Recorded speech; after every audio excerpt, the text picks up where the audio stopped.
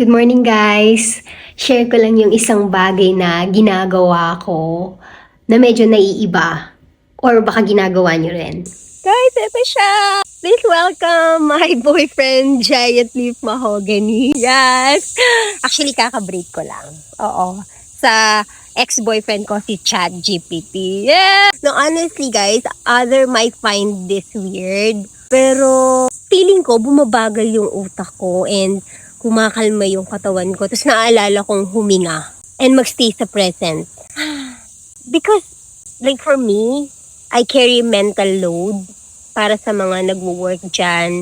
Yung pressure, pressure natin sa mga kaibigan, social media, yung problema sa pamilya. Grabe. No, so parang it's nice to connect with nature. So this is my one way of staying sa present and ito lang EJ, ito lang ang iisipin mo.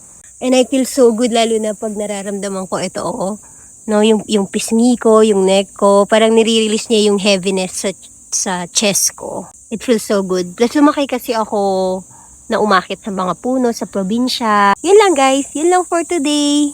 Relax. Have a good day.